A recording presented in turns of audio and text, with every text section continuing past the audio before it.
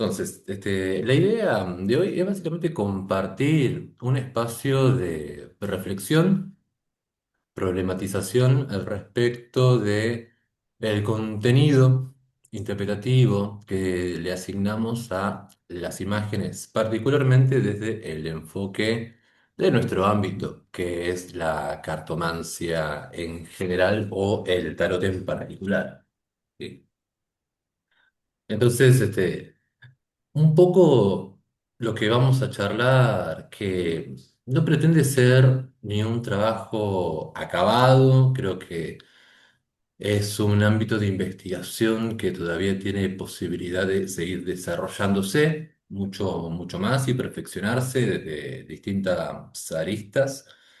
Eh, es algo que a mí me interesa bastante y creo que es uno de los tópicos que más me acercan a todo lo que tiene que ver el entendimiento de cómo una imagen comunica, qué comunica, qué está en juego respecto de esos contenidos que comunica y cuán conscientes somos nosotros como sujetos, como intérpretes, como personas de todas esas vetas ideológicas, morales, que se reproducen sin cuestionamiento alguno. Y esta falta de cuestionamiento no solamente es una problemática en el mundo en general, sino que toma mayor fuerza en el ámbito de todo lo que podríamos llamar esotérico, en un sentido muy laxo y amplio, ¿sí?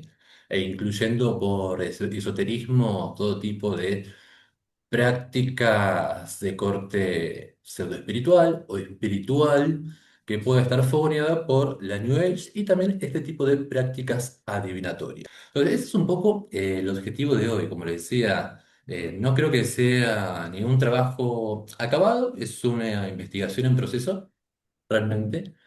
Tampoco quiero constituirme en verdad. Realmente es una invitación a pensar, a debatir, a charlar al respecto y no pretendo que mi postura sea la única, absoluta ni verdadera. Vamos a ver que la imagen constituye el lenguaje. La imagen expresa un punto de vista y la expresión de un punto de vista muestra una visión del mundo y desde qué lugar se paran las personas que muestran, exteriorizan esa visión del mundo. Nada es neutral. Y vamos a ver que ese es quizás uno de los mayores problemas dentro del ámbito de lo esotérico, la pretendida neutralidad del saber. Entonces, estos son algunos de los temas que básicamente vamos a explorar en esta exposición, ¿sí? Conceptos como los de autor, lector, el lugar de la imagen. ¿Qué es un discurso?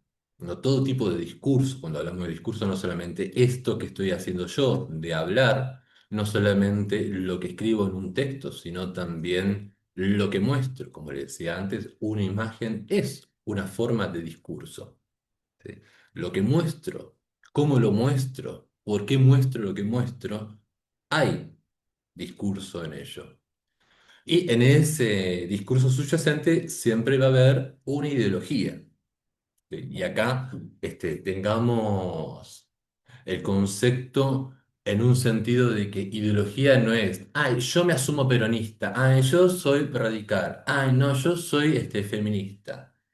Todos tenemos una ideología internalizada por solamente existir en sociedad, ¿sí? Que puede reproducir con mayor o menor conciencia los valores predominantes, hegemónicos, pero que están instalados en nuestra forma de hablar, sentir, comportarnos, interactuar con el mundo, básicamente. Y vamos a ver que la reproducción de esas ideologías que se sostienen a través de los discursos hegemónicos, al final, y sin ánimo de ponerme muy marxista y Foucaultiano, pero me voy a poner marxista y Foucaultiano, lo que subyace es poder. Siempre todo es poder. Y vamos a ver que la imagen es una fuente de poder. Quizás para nosotros en la actualidad, el poder visual está un poco pasteurizado, porque estamos constantemente bombardeados por experiencias visuales. De hecho, esto que está sucediendo en este momento constituye una experiencia visual. Leer las cartas es una experiencia visual, la publicidad de Instagram es una experiencia visual, las redes sociales son experiencias visuales. Entonces, ante tanta contaminación visual que recibimos, damos por sentado la capacidad de contar y las implicancias que ese contar tienen las imágenes. Pero si lo pensamos en el contexto precapitalista, en el impacto que tenía para un sujeto y entrar a una iglesia y ver esos vitrales que cuentan un montón de personas blancas y hegemónicas, hombre y mujer, ascendiendo el cielo o gente clavada con tenedores en los fuegos del infierno, tiene un impacto psicológico muy fuerte. Empezando desde este lugar, yo quise ponerme desde los pies de qué significa para una persona promedio acercarse al chivo expiatorio de esta charla, que es el tarot. ¿Sí? Nos interesa algo y buscamos información sobre ese algo. Más ahora que hay redes sociales, Google, inteligencia artificial, es un poco relativamente fácil, realmente no es poco, es bastante fácil encontrar información, autores y referentes. Ahora, siempre esa gente que nos aparezca como referente, ya sea a través de libros, ya sea a través de docentes, influencers o ciertas personalidades de renombre, van a contar con toda una validación de personas, de referencias sociales que le van a dar una importancia, un estatus que nosotros vamos a tomar de forma endiosada ese saber, particularmente esto, donde ya cuando nos interesa el tarot o la cartomancia o algo esotérico, ya estamos entrando en el mundo del pensamiento mágico y ya estamos dejando atrás todo lo que puede estar regido desde cierto punto de vista por criterios más académicos. Entonces, estos autores que van a hacer, construirnos esa visión, esa manera de entender y acercarnos a esa fuente de conocimiento. Entonces yo googleo, veo que un montón de gente me recomienda a La Vía del Tarot, por ejemplo, o casualmente me topé con La Vía del Tarot. Y me puedo encontrar cosas como estas que vamos a leer un segundo. Voy a contrastar la definición que Jodorowsky y Marián Costa dan de El Rey y la Reina de Espadas, como para que puedan empezar a quedar en claro la manera en la que cada uno de nosotros, desde cierta línea de discurso, empezamos a normalizar estereotipos y prejuicios. Dicen de Rey de Espadas, cuánto refinamiento en mi apariencia. Todo lo que en mi primo el Rey de Bastos es rígido y acorazado, en mí se vuelve flexible y elegante. No estoy vestido para la guerra, sino para las intrigas de la corte. Mi base es la inteligencia, el verbo sibilino, los ardides de la estrategia, las seducciones de la ironía. A la voz de las armas prefiero la fuerza de las ideas nuevas. A la franqueza de la masa opongo la flexibilidad cruel de mi espada. No destruyo, atravieso y ensarto. Reino con leyes, reforma, juego de alianzas. En lugar de eliminar, divido para imponerme mejor. Aclaro los conceptos, establezco su dualidad, defino perfectamente lo que es y lo que no es, lo que debe aceptarse y lo que debe rechazarse. Mi ejército se compone de abogados, escribas, juristas. Tengo a mi alrededor una corte de artistas oficiales y de nobles parásitos. Utilizo la ingenuidad para declararme descendiente de Dios o emisario de la verdad. Habría podido ser un monarca absoluto en la historia de Francia o un revolucionario creador de Estado. Che, qué lindo el Rey de Espadas. La verdad que es muy bonito. Inspirador, o sea, es bastante como lindo. Yo quiero hacer una interpretación con esto, es un poco difícil seguirlo, tengo como que hacer una gimnasia mental difícil, clara, fuerte, pero no es imposible. Veamos cómo caracteriza a la Reina de Espadas. Llevo un escudo sobre mi vientre. En ese escudo hay una cicatriz. ¿He sacrificado acaso mis entrañas? No permito me invadan las necesidades, los deseos o las emociones. Vivo en mi mente, presento mi símbolo, la espada en una vaina roja, en espera de que alguien la desenvaine y aparezca el amarillo resplandeciente de su hoja. Espero el ser que reconozca mi inteligencia, mi mente. La trascendencia es mi ideal. Fuera de la carne, fuera de la materia, hacia el estado andrógino en que seré capaz de atravesar las trampas del pensamiento para llegar a ese centro impersonal que es la conciencia cósmica. ¿Podré realizarlo? ¿Llegaré al olvido de mí misma? Soy mi propia enemiga. Mi único conocimiento es el conocimiento de mi impermanencia. Mi única realización sería la realización de la vacuidad. Chicas, qué emo.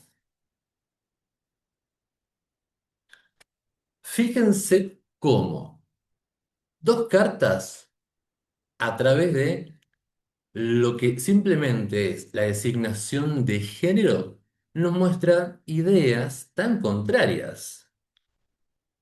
En uno encontramos aspectos de racionalidad y claridad, en la otra que encontramos desconexión absoluta del cuerpo. Y vamos a ver que el cuerpo, a lo largo de lo que vamos a ir charlando, es un componente, un mediador, el principal sustrato en el que vivimos todas nuestras experiencias vitales en sociedad. No es lo mismo ser negro que blanco, no es lo mismo ser hombre que mujer, no es lo mismo ser trans que cis. No es lo mismo tener todas las miembros que te falta alguno. En el rey hay características de poder político, funciones administrativas. En la reina encontramos dolor, emociones reprimidas. En uno se hace alusión a autoridad, instituciones, legitimidad. En alguien hay una breve identidad definida por espera de un otro que le desenvaine una espada, y que esa identidad básicamente existe en función de ese otro, por la validación externa. En el rey hay ambición, grandeza, en ella que hay anulación. Tenemos la reproducción de lo masculino como lo que ocupa el espacio público, lo femenino como lo que ocupa el espacio interior.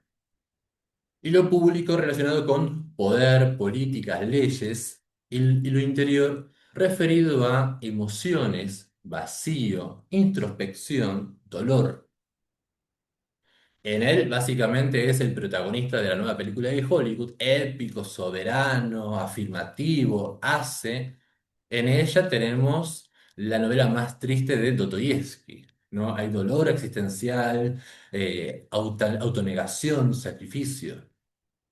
Él actúa, ella no, ella está en espera de eso que venga de afuera. La relación que nos establece con el cuerpo, una armadura brillante, suntuosa, símbolo de poder.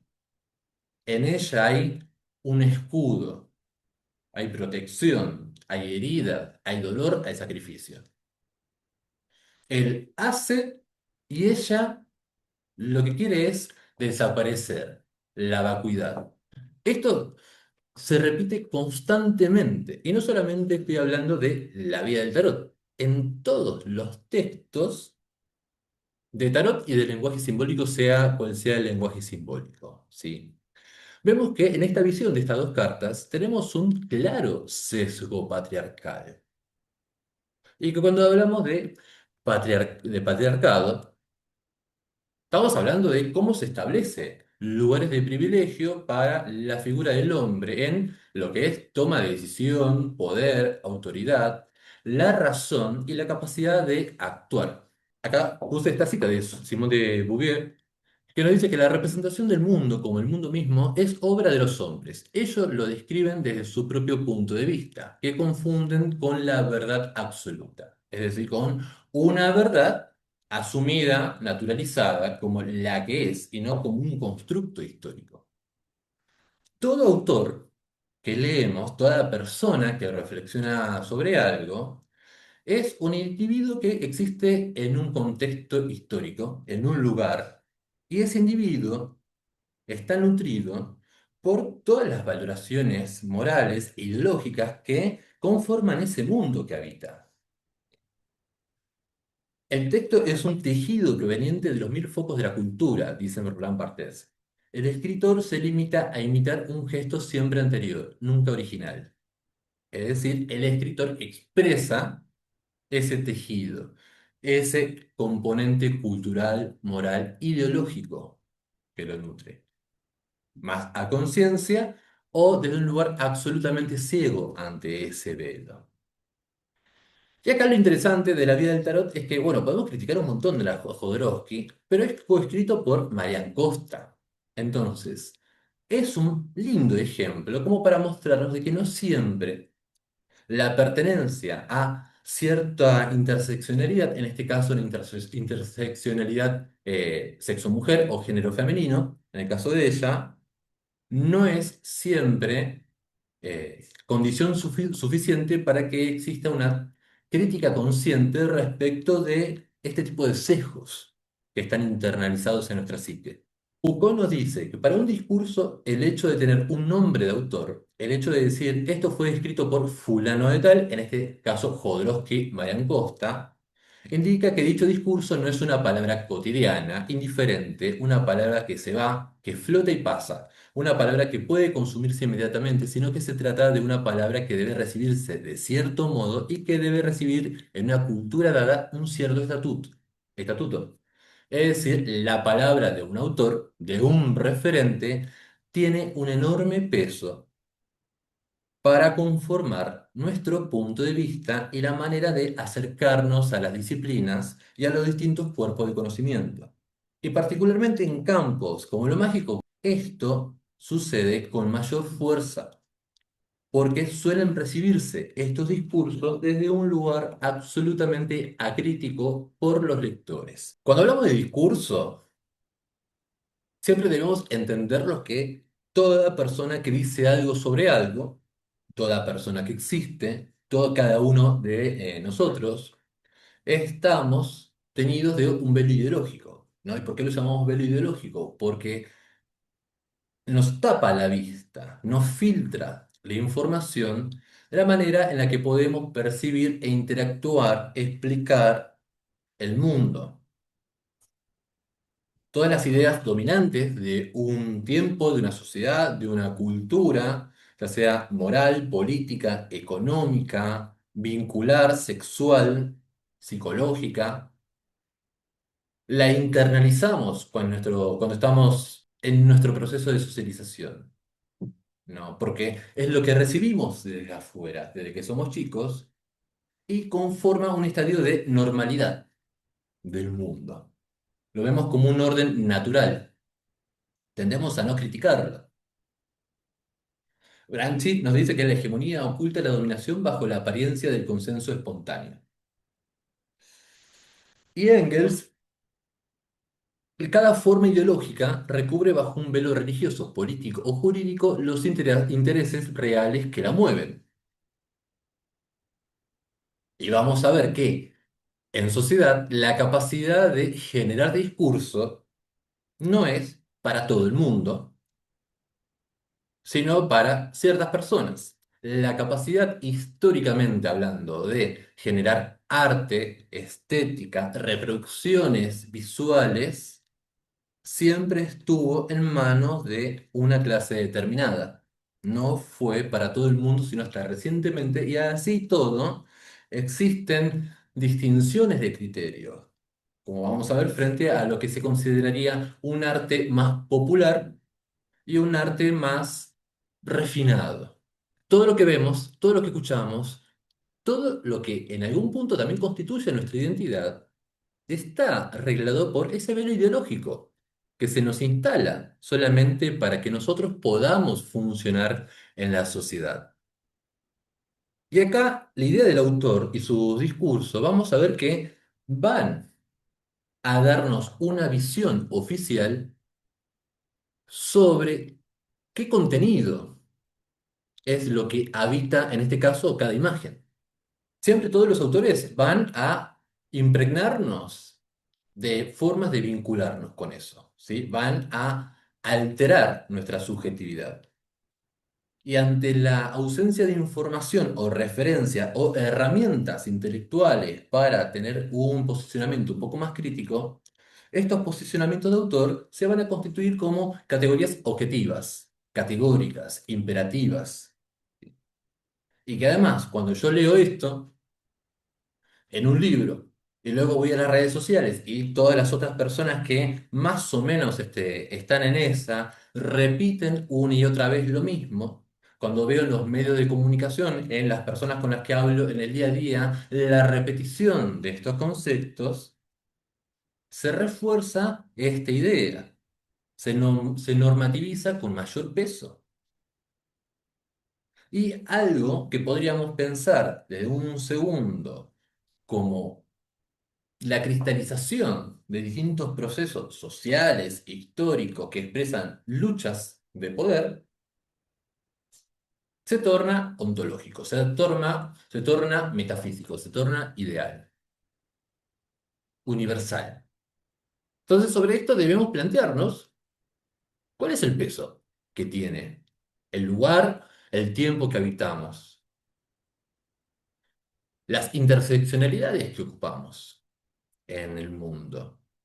¿Cómo el mundo que nos habita, las experiencias de ese mundo que tenemos a través de nuestra clase, de nuestra etnia, de nuestro cuerpo, de nuestro género, de nuestra orientación sexual, eh, limitan nuestra capacidad de interpretar esa realidad? Y vamos a ver que históricamente la visión, el constructo del mundo que nos llega, está articulado por hombres blancos europeos de clase media alta, cis, heterosexuales. Nosotros siempre cuando, bueno, siempre, o sea, cada uno de nosotros, digamos, estamos acá, nacemos, o sea, no elegimos nacer porque seguramente no hubiésemos nacido en esta época, en esta realidad, o ni obviamente en ninguna época, porque la verdad, chicos, ninguna época ha sido como mucho mejor que la que estamos habitando. Por lo menos ahora hay vacunas y encima dentro de poco van a dejar de haber vacunas por los antivacunas. Así que pero digamos, cada sujeto que llega a este hermoso juego de drama psicológico llamado mundo, realidad, pasa por un proceso de adaptación, de integración, que es el llamado proceso de socialización, ¿sí? Que es el mecanismo a través del cual básicamente la cultura se convierte en parte de la personalidad, cómo recibimos ese afuera y aprendemos a ser funcionales, a leer, escribir, saber cómo interactuar con el otro, cuáles son los valores predominantes, las normas sociales, la manera de comportarnos. ¿Sí? Y esto siempre va a estar tenido por un lugar, no es lo mismo nacer en la ciudad de Buenos Aires que en Tucumán. En un momento, no es lo mismo nacer en uno de esos lugares que en la actualidad, que hace 100 años o hace 500. Y en la cultura, vamos a ver que un porteño y un tucumano pueden tener rasgos culturales muy distintos. Podemos ver que un argentino que nace en el 2025 puede tener rasgos culturales a un iraní que nace en el 2025, por ejemplo. ¿Sí? Todos esos elementos contextuales delimitan nuestra forma de acercarnos, de entender al mundo y nos posiciona en un lugar determinado. Y luego hay cosas que, chicos, lo que nos tocó, que tiene que ver con lo que llamamos interseccionalidades, correspondiendo a nuestra etnia, el tono de nuestra piel, el tono de nuestra piel. Y cómo habitamos un mundo racista, donde el valor de lo blanco es un ideal, y vamos a ver que en términos estéticos también conlleva la pauta moral de algo bueno y deseable. La posición social, que si tuviste la suerte de ser un chico de country, qué suerte por ti, algo habrás hecho en tu vida pasada, dirían las New Agers. Si te tocó nacer en una familia pobre, con discriminación racial, bueno, estás vibrando bajo. Bueno, orientación sexual, que nadie elige la orientación sexual, porque piensen esto, ¿quién elegiría enamorar a su hombre? ¿Quién sería tan tonto de tomar esa decisión? O sea, esto no es una decisión, chicas, no es una decisión, simplemente es la identidad de género, el nivel educativo que se puede alcanzar. Y también el cuerpo, ser alto, ser flaco, que te funcione bien, que te funcione no al 100%. Y con ello también debemos considerar capacidades cognitivas, congénitas o generadas por el entorno. Agroquímicos, falta de alimentación adecuada en los años formativos del cuerpo o simplemente no acceso a espacios de educación. Todo eso delimita nuestra manera de integrarnos a la realidad. Y el proceso de socialización lo podemos dividir como en tres grandes partes. La primaria, que es básicamente cómo aprendemos las normas, el lenguaje, la identidad y ese mundo que damos por sentado y lo hacemos fundamentalmente a través de nuestra familia.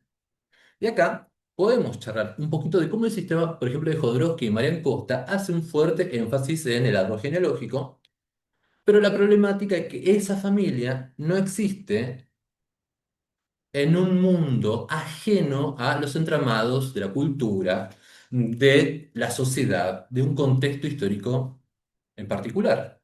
Es parte de ese fruto. Entonces, sería una lectura quizás insuficiente encontrar en las problemáticas del individuo raíces solamente familiares sin analizar el contexto histórico que esa familia se desenvuelve y cómo esas problemáticas que puede reproducir un árbol genealógico es también fruto, manifestación de las problemáticas sociales que la rodean en el momento en que existen ese grupo familiar. Luego, una etapa secundaria, que es básicamente lo que aprendemos a estudiar para dedicarnos a nuestra de la vida, a nuestro, el resto de nuestra vida, ciertas subculturas a las que pertenecemos, gustos que nos hacen socializar más con ciertos grupos de gente que con otros. Y luego se considera una etapa terciaria en algunos casos, no para todo el mundo, que puede darse en situaciones poco habituales para la mayoría de las personas que tienen que ver con escenarios de migración, cambios de identidad o pasar por procesos de rehabilitación o resocialización. Estamos hablando de manicomio o cárcel, no se los cuenten a sus amigos. ¿Sí? Digamos, estas son como las etapas en las que nosotros aprendemos y conformamos básicamente el concepto de identidad. Identidad propia, identidad del otro e identidad del mundo. Y como les decía, esta identidad está atravesada por el cuerpo, chicos. Porque ser lindo y hegemónico es una cosa. Cuando sos blanco, es tan fácil la vida. Ahora, no ser blanco, no tener un cuerpo que cumple con los cánones normativos de belleza, sentir rechazo, burla, maltrato, violencia simbólica en los medios de comunicación respecto de tu corporalidad, no es fácil. Entonces, acá vamos a tener constantemente características que van a ser deseables o mejor ponderadas frente a otras. Por ejemplo, hombre versus mujer. Ser hombre siempre es un valor deseable antes que ser mujer en la sociedad, en el discurso ideológico. Ser cis, es decir, personas que se identifican en su género con su sexo asignado al nacer, frente a personas que transicionan de género. Piensen en la violencia en todos los ámbitos que reciben las personas trans. La orientación sexual. Vivimos en una sociedad heteronormativa, es decir, se establece como la norma que un sujeto debe tener atracción física hacia el sujeto de un género distinto. Y además, bueno, vivimos en un mundo racista, mayormente. Se desea ser blanco. Todo lo que no es blanco, depende de dónde estés, puede ser de más o menos difícil. Y tipos de cuerpo, una funcionalidad de cuerpo. El mundo está construido materialmente para cuerpos funcionales, para cuerpos que pueden caminar, para cuerpos que pueden escribir, para cuerpos que pueden hablar, para cuerpos que pueden ver y para cuerpos que tienen capacidades cognitivas promedios, funcionales. Para todo lo que no cumple con estos requisitos cognitivos y corporales, el mundo se transforma en una carrera de obstáculos y en un impedimento absoluto para sentirte básicamente cómodo, seguro y tener una vida digna. Entonces, la forma de experimentar el mundo está teñida por todos estos componentes subjetivos. Y los discursos predominantes son discursos que se inscriben en estas categorías sociales. No son universales. Entonces, acá se establece la idea de privilegios, como le decía. ¿No? Los privilegios desde qué lugar yo estoy hablando, qué mirada estoy dando de mi visión del mundo. Cómo esa mirada totalmente subjetiva, interseccional, de clase, se pretende universal. Y cómo esta universalidad, perdón, eh, tiene que ser válida para todos los cuerpos, en todos los contextos. Y acá bueno, podemos pensar, digamos, en disparadores que están ahí escritos, cómo es la experiencia de un europeo o un estadounidense que puede tener estabilidad económica y ser propietario, frente a, por ejemplo, un latinoamericano que vive inestabilidad económica. Nosotros en Argentina, chicas, por ejemplo, yo desde que nací vivo un mundo de inestabilidad económica. Nací con hiperinflación, 40 años después estoy acá. No me joda el asunto. ¿No? Y ustedes que capaz han vivido un poquito más, en algunos casos lo saben mejor que yo. ¿Eh?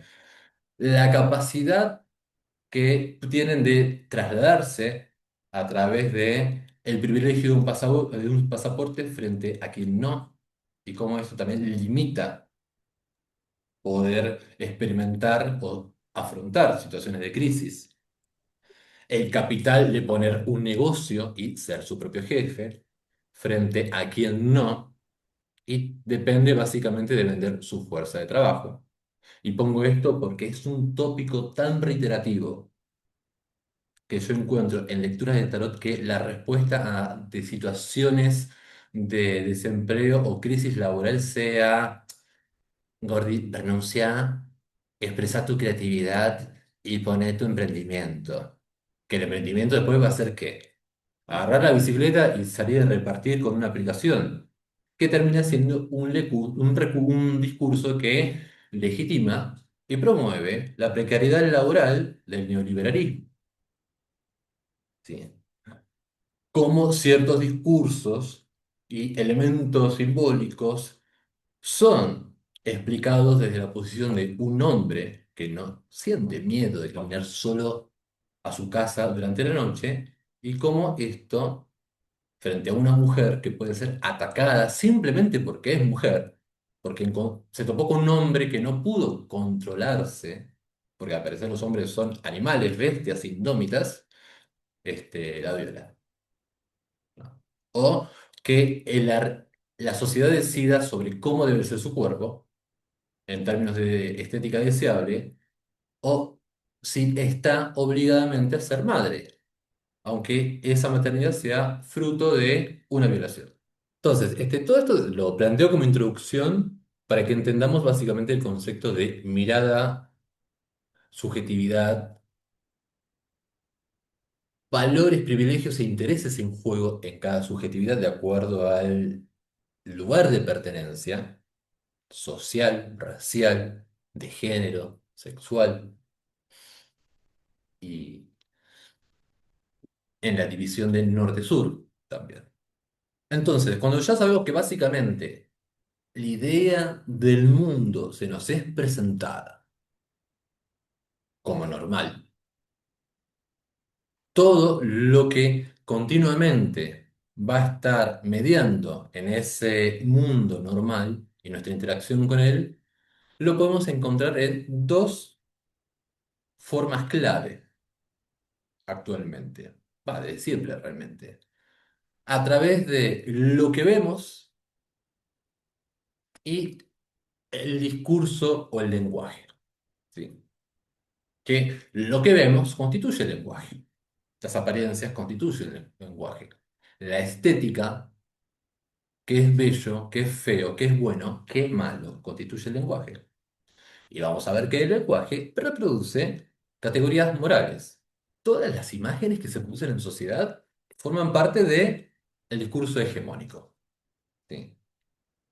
Porque la capacidad de producir imágenes, históricamente no fue para todo el mundo. Era para la gente que tenía el tiempo y los recursos y el estatus suficiente para hacerlo. Y la imagen es estética. La estética, esas valoraciones de qué consideramos lindo, bello, agradable, de cómo debemos vestirnos, de cómo debemos actuar, de cómo debemos funcionar públicamente, están marcadas por todas estas pautas morales que los sujetos que producen imágenes poseen. Y a partir de acá, todos estos criterios empiezan a tomar un matiz normativo. Cuando yo constantemente reproduzco un criterio de que la belleza se expresa a través de cuerpos blancos, rubios, flacos o trabajados en el gimnasio, se transforma en una norma que yo debería seguir para considerarme bello. Si no cumplo con esos cánones, no entro en la categoría estética de bello, no entro dentro de este entramado de deseabilidad. Y no solamente, digamos, la estética designa como este parámetro de lo deseable, sino que también asigna, refuerza roles de género, formas de conducta. Entonces, siempre ante el acontecimiento imagen, ante la experiencia visual, debemos preguntarnos cómo se muestra algo y por qué se muestra ese algo de esa forma. Porque toda representación pictórica podría mostrarnos lo mismo de múltiples formas, porque se elige una y otra vez ciertas maneras de representar. Y es ahí, en esa reiteración de valores visuales, es donde podemos encontrar estos sesgos subjetivos que pertenecen a las personas que históricamente tuvieron el estatus, la potestad, la legitimidad de generar esas imágenes.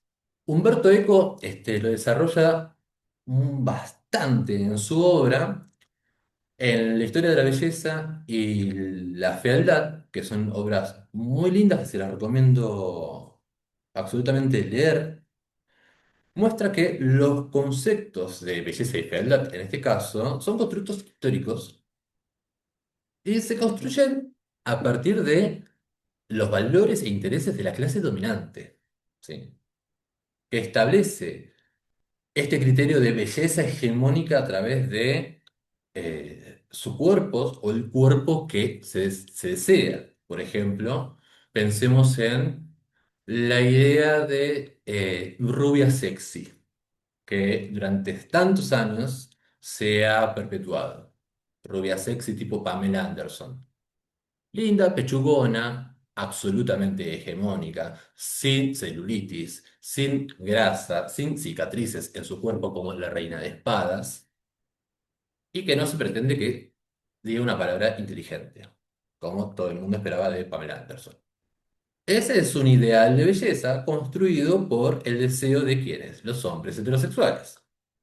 Ahora, las categorías de belleza y fealdad no solamente funcionan dentro del parámetro de lo estético y la deseabilidad, sino que se imponen como categorías morales, y donde la estética de lo bello empieza a mostrarnos una idea de qué es lo que se considera bueno, qué es lo que se considera orden, qué es lo que se considera espiritual y cómo la fealdad empieza a designar lo otro, lo malo, lo que subvierte el orden. Es un enemigo la fealdad. Y acá entendiendo fealdad por todo aquello que no se adecúa al canon de belleza instalado hegemónicamente. Entonces, esto que genera criterios de exclusión, ¿sí? De los cuerpos, de las personas, donde alguien, si tiene una verruga en la nariz y es viejo, seguramente es malo, porque eso es lo que nos mostró históricamente Disney, de la bruja mala, narigona, con una verruga, y que no se tiñe el pelo y que no se arregla. Esto, por ejemplo, es un mensaje ideológico nefasto. Y es una campaña de publicidad. Una modelo que es una actriz de Euphoria, si han visto Euphoria, donde todas las películas que ha hecho esta mujer han sido fracasos tras fracasos tras fracaso. Y básicamente es ella portando esta indumentaria de jeans y donde el eslogan Signy tiene buenos genes es un juego de palabras para genes como genes, como genética, en alusión a un canon racial y de estética blanco, con tintes supremacistas. En un momento, 2025, donde la extrema derecha tiene un auge en el mundo. La belleza es buena, la fealdad es mala, ¿no? Y esto se perpetúa desde Platón y toda la tradición cristiana, y vamos a ver que el sesgo ideológico de esta demarcación estética y moral contiene también elementos clasistas, porque lo bello y bueno nos conecta con lo espiritual, con lo virtuoso, con Dios. Lo feo nos conecta con lo material, con lo corrupto y con los vicios. Si alguien es feo, va a entrar en la categoría de corrupto y vicioso, porque para Platón y todo el discurso que de él se desprende, la belleza física exterioriza la belleza del alma. Y se nos va a presentar siempre la idea de lo monstruoso desde un mensaje aleccionador, desde el miedo, desde el rechazo, desde la construcción de lo que podemos llamar enemigo. En la Edad Media, tardía, Baja Edad Media, el diablo se construye como un monstruo. Es el arquetipo final del enemigo que todos debemos combatir a través de la resistencia a los placeres, a través del cumplimiento de todos los dogmas que nos dicta la iglesia. Es la representación de todo lo feo, de todo lo monstruoso, de todo lo que no es aceptado y todo lo que debe ser activamente combativo. Y acá radica este elemento de violencia en la estética y en la representación visual. Todo lo que no cumple con ese ordenamiento debe ser rechazado, debe temerse, debe ser combativo, debe ser violentado, debe ser excluido. Y esto que lo podemos pensar inocentemente en el plano de lo meramente representativo, como este señor que se levantó con ganas de comer gente, que también tenía mucha hambre, que no tiene hambre cuando se levanta a la mañana.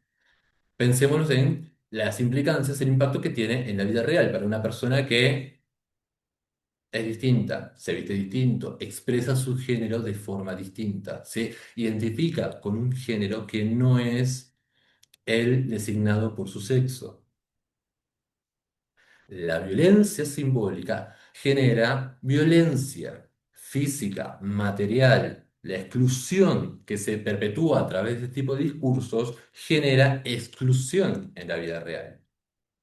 Por eso, actualmente, toda una corriente de la teoría trans-travesti reivindica el concepto de monstruosidad, el derecho a ser un monstruo. ¿Qué es ser un monstruo? ¿Y qué es ser un monstruo?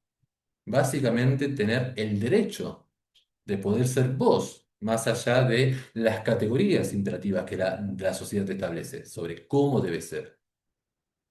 Ahora, la imagen establece la reafirmación de patrones y roles determinados. Esto yo lo vi hace varios años y físico, lo tenía una persona y quedé tan consternado, yo no podía creer, pero sí, a la vez no me sorprende. Esta es la portada de un juego de batalla naval. No sé si alguna vez lo jugaron, estando aburridos.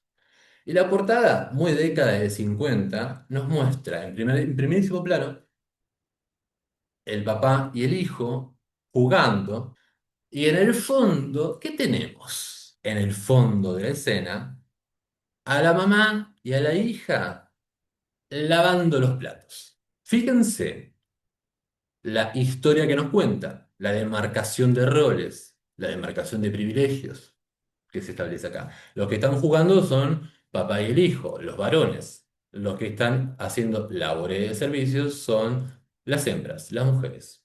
Entonces, como les decía, el arte, la producción de estética, siempre fue un privilegio de clases. No. Mm, Recién en los últimos años se han suscitado ciertas discusiones que han permitido habilitar otras formas de representar que no cuenten necesariamente un tipo de historia. Pensemos que el arte medieval ha sido un arte orientado exclusivamente a la propaganda religiosa y que recién en el Renacimiento empieza a trasladarse a la experiencia del sujeto humano,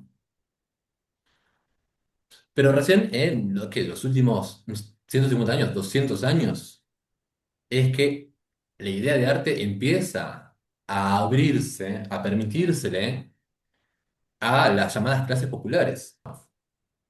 Cuando hablamos de literatura, cuando hablamos de reproducción artística, lo podemos llevar a literatura, cine, teatro, moda también. Refuerzan todos estos parámetros. Y son parámetros que están constantemente sesgados, una y otra vez. Entonces, la imagen es un medio de comunicación, ¿sí? Nos cuenta una historia, nos cuenta valores, nos cuenta una visión del mundo, forma parte del lenguaje. Las imágenes, o al menos ciertas imágenes, son susceptibles de significar y por lo tanto de ser analizadas como lenguaje. Roland Barthes ya nos empieza a clasificar que mm, no todas las imágenes portan el mismo tipo de valor, peso o connotación. Y esta demarcación del peso de la capacidad de significar y de constituir lenguaje va a ser constitutiva, va a ser vital para el concepto de símbolo como tal. El lenguaje lo aprendemos, se nos presenta dado como la realidad. Si decimos que es una expresión de la realidad, el lenguaje va a traernos a través de palabras, categorías, formas de decir, maneras de entender, maneras de explicar, de vincularnos con los demás, ese mundo. Por ejemplo, las primeras palabras, papá, mamá, es la primera gran representación de cómo se internaliza ese mundo. Categoría ujú. mamá para un cuerpo, categoría papá para otro cuerpo. Entonces, es una fuerza irresistible, ¿sí? No podemos evadir el lenguaje, porque no podemos evadir la sociedad, porque nacemos, existimos como seres sociales. No existe el sujeto que nació de la nada en una isla desierta y no se vinculó con absolutamente ningún elemento que sea constructo cultural, constructo humano. No existe eso, es un ideal. Entonces, si el lenguaje expresa el mundo, nos hace llegar ese mundo que ya preexiste, y ese mundo que preexiste es un constructo histórico, el lenguaje también es un constructo histórico. Y además, el lenguaje se distribuye de distintas formas de acuerdo a condicionamientos sociales, capacidades de hablar, de entender y de vincularse que tienen personas con mayor capacidad de acceso a establecimientos de educación buenos que a personas que no los tienen. Personas que tienen las capacidades cognitivas productos de una muy buena alimentación frente a aquellos que no la tienen producto de quizás pasar desnutrición en sus primeros años de vida. Y esto nos permite que producir ¿Producir qué? La realidad, el lenguaje. Perpetúa, como vemos, estado de cosas, las organiza y a veces puede también ser un elemento transformador. De acá, vieron que esta discusión que se ha suscitado en los últimos años respecto del tema del lenguaje inclusivo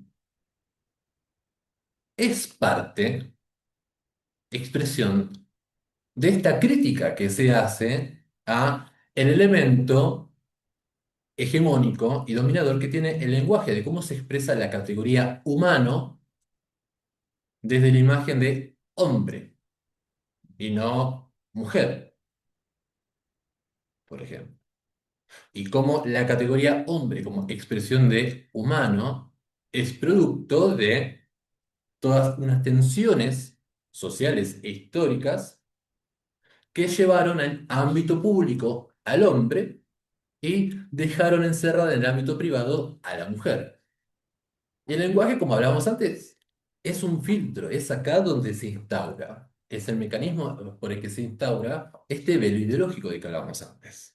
Es el filtro que nos imposibilita o nos determina cómo vemos, entendemos y explicamos ese mundo externo, pero también el mundo interno, porque nos va a dar la herramienta para saber qué nos pasa.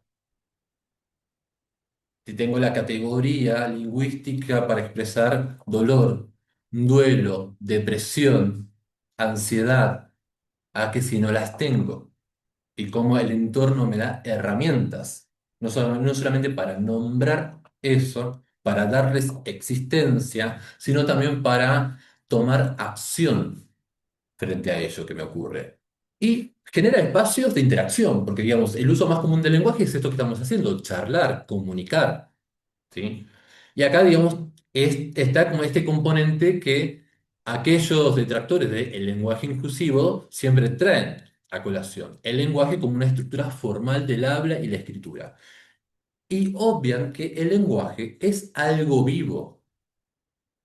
En un pueblo de Córdoba, nadie habla como reglamenta la Real Academia Española, ¿no? Entonces siempre va a haber un punto de desacople entre el lenguaje escrito, el lenguaje formal y el lenguaje vivo.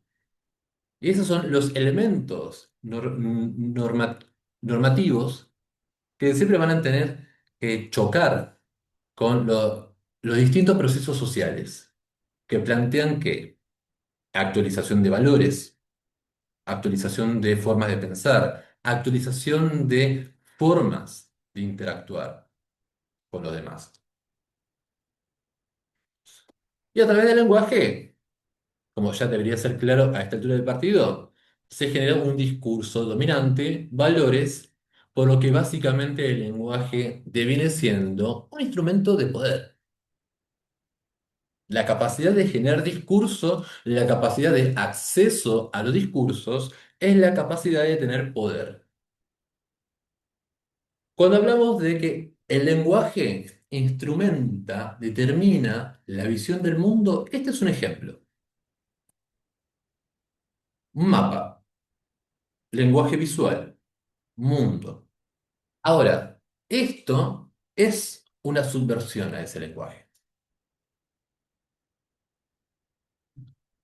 Esta es la posibilidad de preguntarse críticamente cómo esa categoría normal, natural, de que el mundo debe verse desde esta perspectiva, una perspectiva construida desde el hemisferio norte, podría ser también esta. Entonces vemos que toda representación pictórica es una postura y no es universal, se vende como universal. Entonces, las imágenes se producen, pero también se interpretan en un contexto social. Y es ahí donde entramos nosotros, cuando nos cruzamos con una imagen. ¿Sí? Todo lo que podemos hablar de lo estético, de lo artístico, existe en la esfera pública. Y cuando estas imágenes públicas que reproducen todo su entramado ideológico, moral, empieza a adquirir cierta relevancia cultural, cierta conexión emotiva sostenida en el tiempo por parte de una comunidad, es que empieza a ser considerado un símbolo. Y acá pensémoslo en sentido amplio, no solamente pensemos el concepto símbolo como imagen, pensemos por ejemplo el himno nacional. Eso es un símbolo patrio. La bandera, la escarapela, los escudos. ¿Sí? Humberto Eco nos dice que el símbolo no es una simple señal que remite a otra cosa. Implica la participación afectiva y cultural de la comunidad. ¿Sí? Nos mueve algo que no es solamente racional. Y ese algo se establece colectivamente. No es algo yo. Es algo que nos pasa a todos y que puede tener un elemento conector. Porque ese elemento conector, ¿cuál es? La cultura que habitamos. Cómo tenemos una pertenencia cultural, social y hasta de clase o identificación, en algunos casos, con esa imagen simbólica que se nos representa. ¿Sí? Hay una participación del sujeto que se vincula, interpreta esa imagen. Entonces, en este sentido, el lenguaje, el símbolo, las imágenes son construidos socioculturalmente, son productos históricos, son productos públicos, ¿sí? Ahora, el sujeto que lo interpreta también es un producto histórico. No es lo mismo un intérprete de cartas en la actualidad, en Argentina, que lo que puede haber sido un intérprete de cartas en la Francia de 1785. Cada sujeto como producto histórico va a vincularse con la misma imagen de lugares totalmente distintos. Y también, cuando hablamos de imágenes simbólicas, la connotación que el sujeto producto histórico que la interpreta va a tener no está escindida de la forma colectiva que se tiene de acercarse a esa imagen. ¿Sí? Es decir, yo no me vinculo como quiero a la imagen de una chica rubia con buenas ropas. Hay todo un refuerzo colectivo sobre cómo debo acercarme a ello. Acá, por ejemplo, tenemos una representación de Buda. ¿Qué tiene en el pecho la representación de Buda? Una esvástica, si lo pueden ver. No es lo mismo que yo me acerque a la esvástica de esta representación a que yo me acerque a la esvástica de esta representación. Y acá vemos cómo ciertos símbolos pueden ser deliberadamente instrumentados con una clara finalidad ideológica e intencionalidad política. Ahora, acá la crítica o el comentario es considerar que este tipo de símbolos que responden más al mundo de lo sacro está exento de intencionalidades ideológicas o políticas. Entonces, cada símbolo, perdón, no voy a dejar esa cosa ahí, tiene siempre una connotación. Si ustedes ven esa imagen gigante de la esvástica con un fondo rojo, saben de qué están hablando y a todos nos va a dar una reacción muy determinada, salvo que tengan algún tipo de inclinación favorable a lo que este símbolo represente. A todos nos va a generar algo. Y ese algo está construido colectivamente, esa reacción.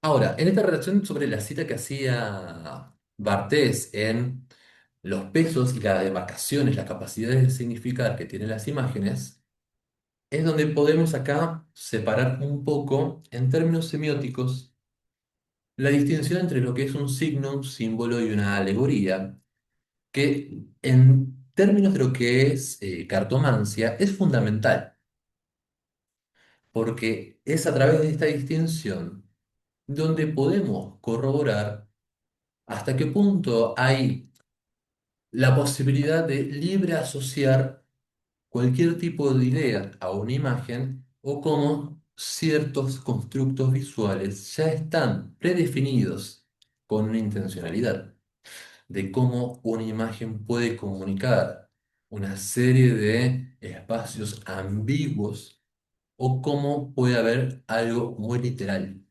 referido a ella. Cuando hablamos de signo, Saussure, que es el padre de la lingüística, nos establece que es una unidad arbitraria, producto de un consenso social, ¿sí? Donde muchas veces tiene una finalidad normativa. Por ejemplo, pensemos en semáforos, los colores del semáforo, la senda peatonal, son signos que cumplen una función normativa, ¿no? Eh, un cartel de prohibido fumar es un signo, ¿sí? Y donde la relación entre la imagen y el concepto o significante y significado es cerrada, es directa. No expresa otra idea que no es esa que está diciendo.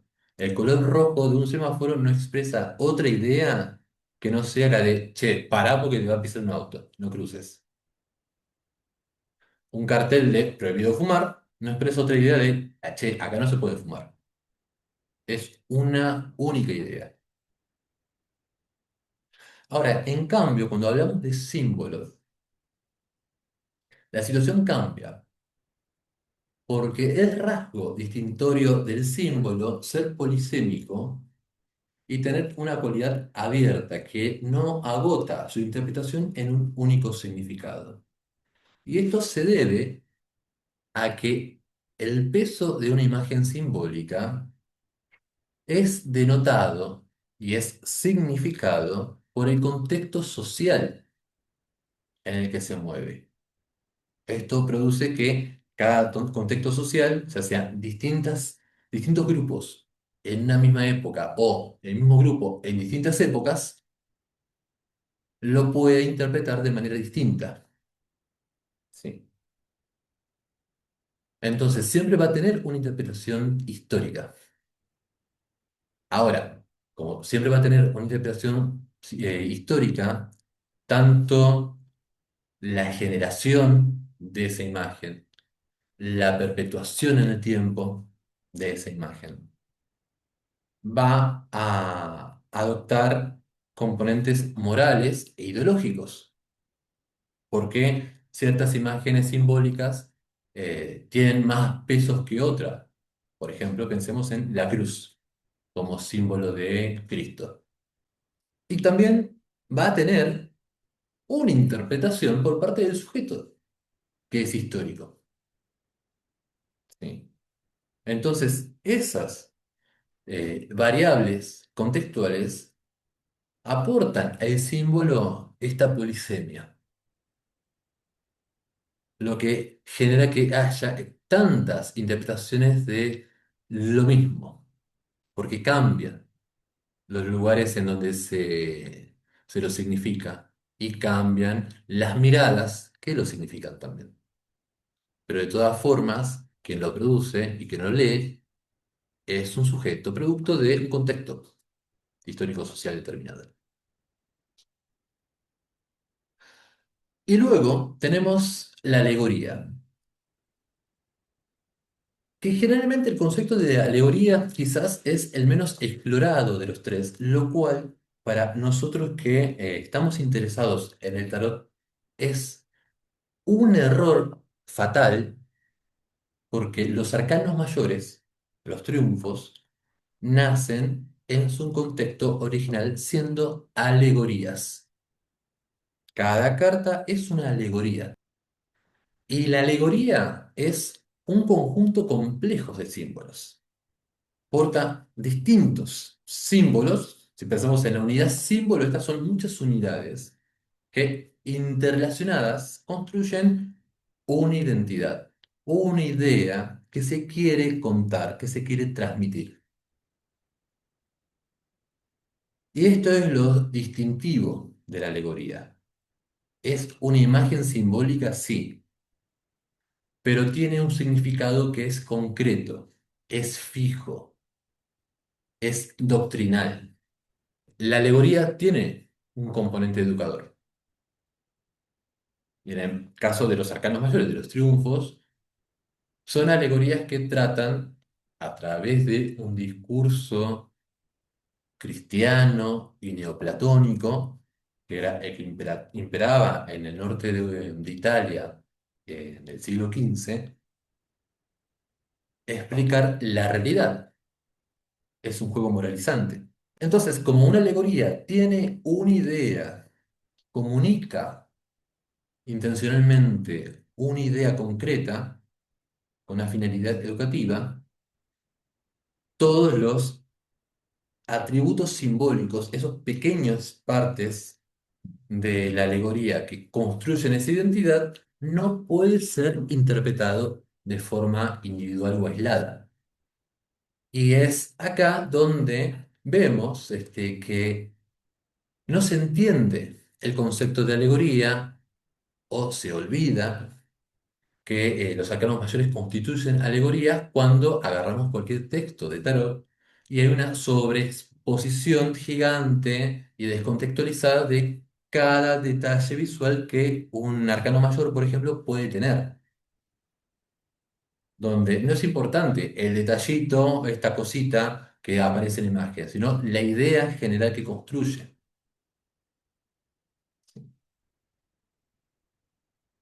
Esto es un ejemplo de alegoría. Algo en esta imagen a ustedes las lleva a estar viendo, por ejemplo, a una madre. No vemos ningún elemento visualmente distintivo que nos lleve a la idea de madre. Por ejemplo, si quisiéramos, no sé, esterilizar un atributo simbólico de lo que podría ser una madre, tener un bebé en brazos y quizás amamantarlo, como es muy habitual en distintas reproducciones en la Edad Media y el Renacimiento. Podría ser ahí una forma de representar una madre. Acá que estamos viendo. La justicia, la encarnación más accesible del gran arquetipo femenino maternal de la luna. Representa a menudo a la madre o a una mujer encinta. Esta carta abre también el campo a interpretaciones proyectivas fuertes. Puede remitir a una figura materna normativa, castradora y a todos los elementos destructores. Las versiones de este guión, repetidos y clavados en la psique, que nos hacen ver algo obvio a través de un velo discursivo que nos impide ver lo obvio. Y este es un ejemplo paradigmático, el más claro, porque todos tenemos contacto directo con la alegoría de la justicia. Esta imagen todos la conocemos, sabemos inmediatamente qué es. Como también el caso de una calavera o un esqueleto con guadaña en relación a la muerte. Todos sabemos culturalmente lo que es. Y fíjense cómo se da activamente un discurso en una dirección. En este caso, la dirección es toda representación femenina es necesariamente madre. Entonces fíjense cómo cuando nosotros nos acercamos a las cartas, sí, tenemos la carta en sí, pero todos nosotros, cuando no sabíamos nada, buscábamos algo que nos explique, alguien que nos explique, y nos encontramos con este tipo de explicación. Y esto ya nos determinó la forma de acercarnos a esta imagen.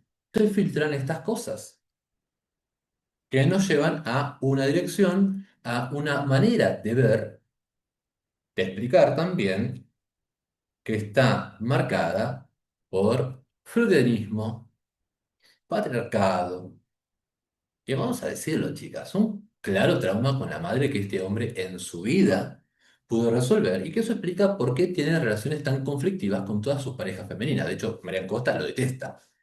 Esa mujer sí que está marcada por el trauma con ese hombre. Y también debemos considerar el trauma de sobrevivir a una relación seguramente de abuso narcisista. Entonces vemos acá que cuando pensamos en la connotación semiótica de la imagen, al signo se le reconoce un carácter arbitrario y convencional. A la alegoría podemos ver desde su propio concepto también un elemento doctrinario y educativo, es decir, intencionalidad de comunicar una idea. Alguien decide qué comunica y cómo. Al símbolo no. Al símbolo se le elimina este carácter social, moral y hasta doctrinario que puede llegar a tener. Salvo cuando quiero erigir símbolos enemigos, como el caso de la bandera nazi. Lo cierto es que si quisiéramos hacer una arqueología del símbolo, porque a nosotros nos llegan ya los símbolos dados, pero si quisiéramos estar como en el momento uno, donde nosotros vamos a crear el símbolo, diseñarlo y ponerlo en circulación en sociedad, Pierce señala que es básicamente una convención social. Es decir, lo decidieron. No bajó cristalizado del cielo. Un grupo de personas decidió dibujar, representar una idea. Y luego con el tiempo la comunidad desarrolla ese contenido afectivo, porque también los espacios en los que performatea esa imagen son espacios de peso religioso o moral, mayormente, que juega con el mundo afectivo de los sujetos. Y en esto Panofsky habla de que cuando el símbolo ha persistido en el tiempo lo suficiente, comienza a ser básicamente un elemento que conforma el inconsciente cultural. Es parte de esa realidad que naturalizamos. Lo vimos mil veces.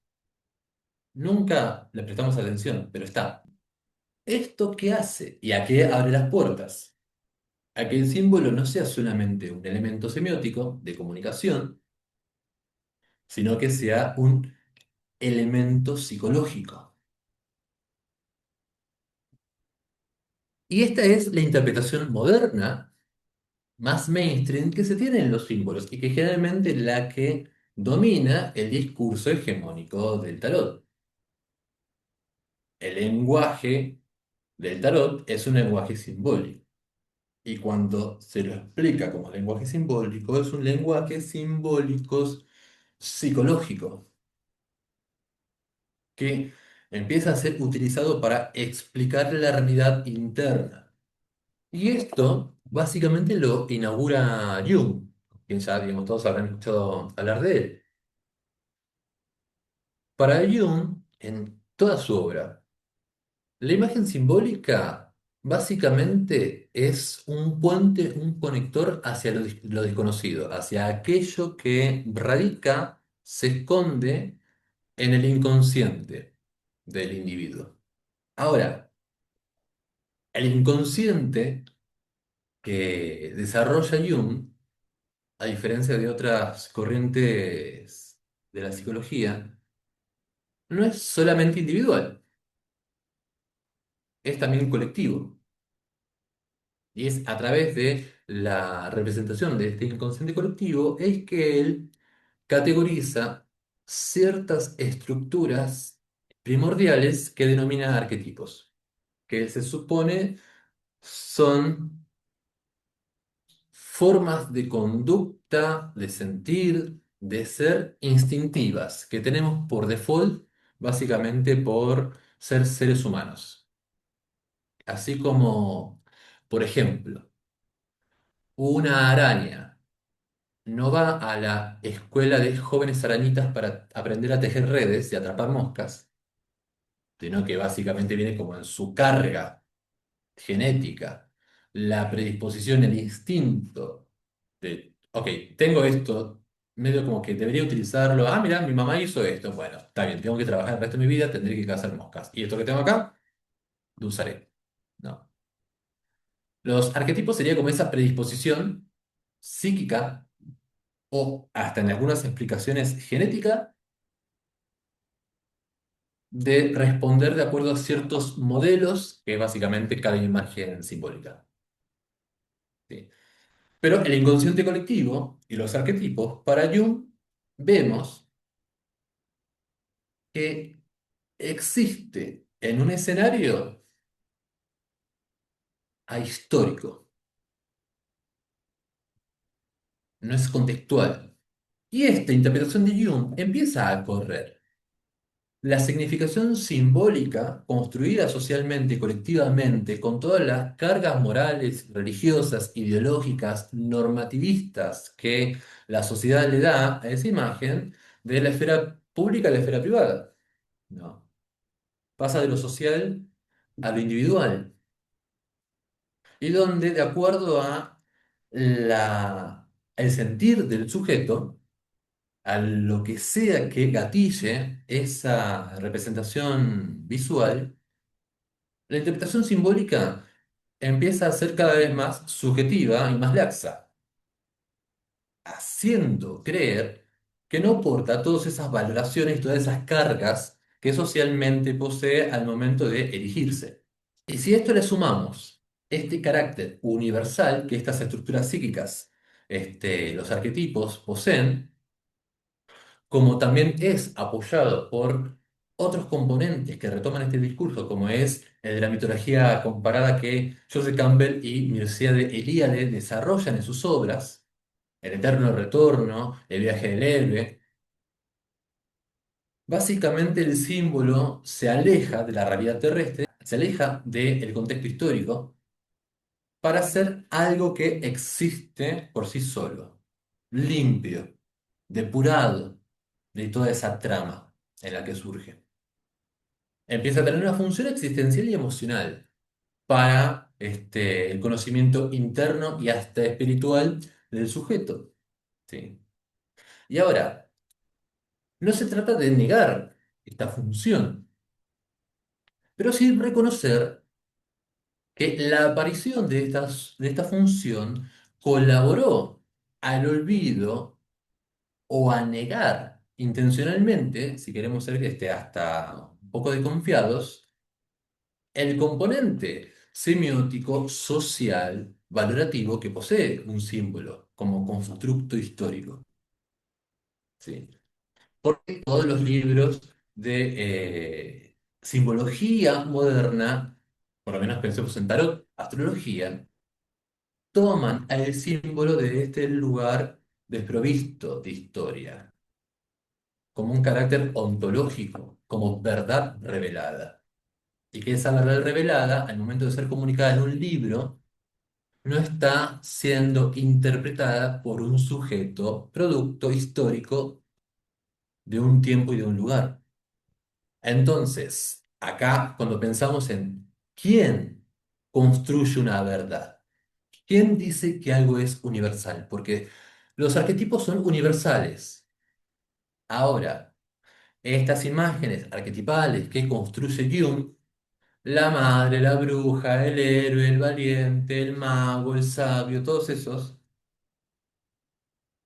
los hace desde una forma de entender la realidad, que es la forma de entender la realidad que tiene un europeo de finales del siglo XIX, occidental, de tradición judeocristiana, y con claras demarcaciones machistas, patriarcales, vamos a ver. ¿Sí? Y donde también deja de lado que si nuestra psiquis se construye, se forma, digamos, se forma toda la vida, pero particularmente en los años formativos, o sea, en los momentos de mayor importancia del proceso de socialización primaria, tanto las imágenes conscientes como aquellas que se guardan a nivel inconsciente, también son producto de un contexto histórico. Nuestro inconsciente individual y colectivo también es producido por la historia. ¿Sí? Y si queremos darle al inconsciente colectivo y a los arquetipos este carácter a priorístico, ¿sí? De que precede a todo esto, existe en un estado ideal, le estamos diciendo que no tiene carga ideológica, ¿sí? Que no forma parte de un entramado de poder en relación al lenguaje, a la estética, a la moral, a qué muestro, qué digo y cómo lo muestro. Porque son funciones ideales de la psique. Si digo que los arquetipos son estructuras del inconsciente, El inconsciente solo se experimenta a través del filtro de la parte consciente o racional de la psique.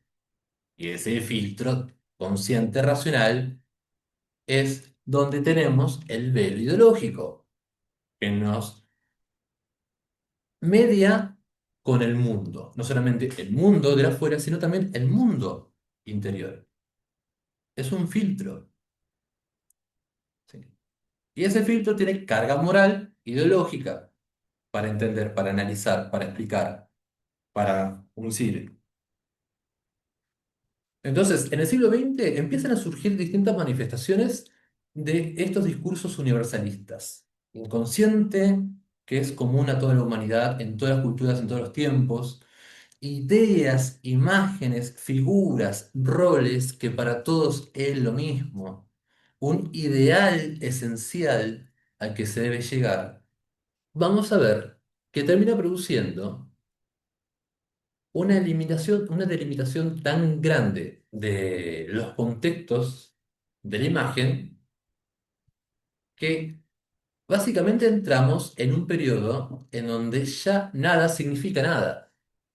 Entramos en un periodo histórico donde ya no se da una iconoclasia porque un poder destruye las representaciones visuales o nos dice qué debemos graficar y qué no, sino que se da un tipo de iconoclasia donde hay tanta imagen, tanta contaminación visual y además donde todo eso puede ser tantas cosas, todo lo que vos quieras, que nada es nada.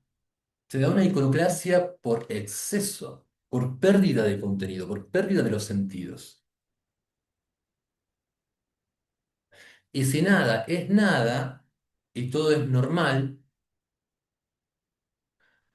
no cuestionamos ni nos hacemos preguntas respecto de lo que vemos.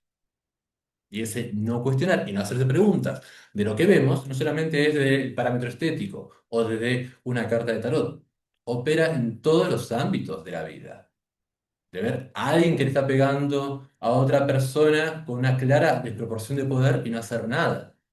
Ver gobiernos que toman políticas de gobierno o que tienen un discurso claramente odiante hacia ciertos sectores de la comunidad y yo no meterme. Jung desarrolla los conceptos de ánima y de animus. El ánima básicamente es la personificación del inconsciente en la mujer,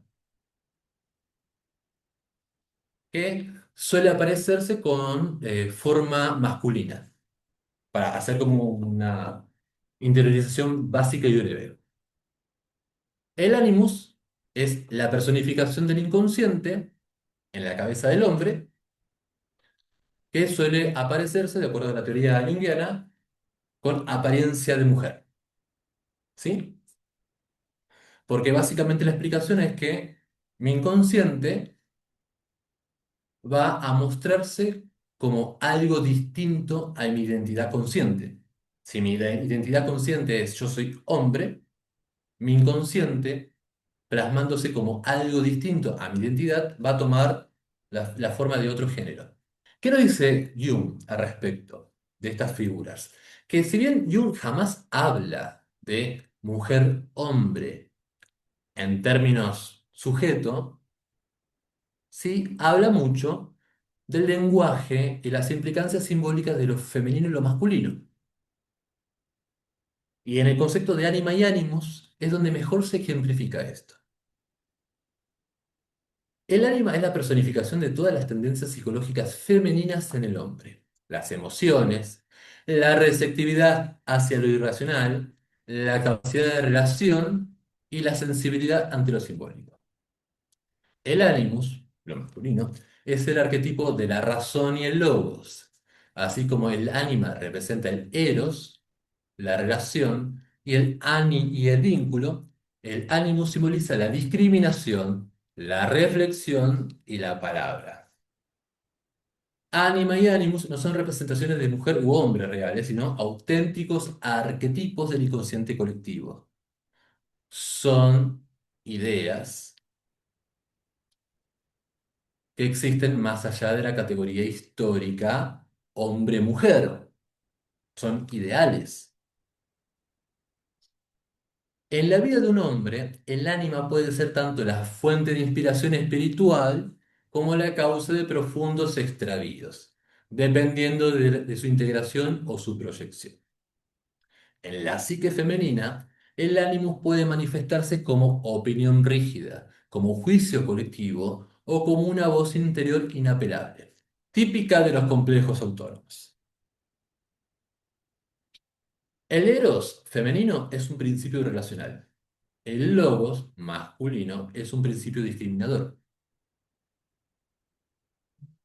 Vean cómo en esta caracterización encontramos nuevamente al rey de espadas y a la reina de espadas del principio. Entonces, vemos que acá el lenguaje no tiene por qué hablar del sujeto ser humano, individuo histórico, hombre-mujer, pero sí, a través del lenguaje simbólico, psicológico, se da claras connotaciones y atributos y roles a la idea de qué se considera femenino y qué se considera masculino.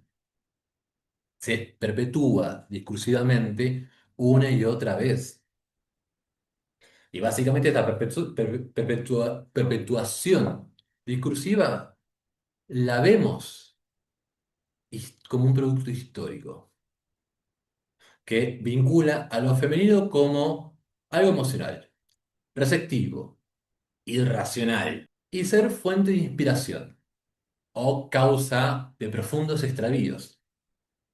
Porque la culpa de todo lo que le pasa al hombre la tienen las mujeres. Es así. No tiene como conciencia propia el hombre, parece.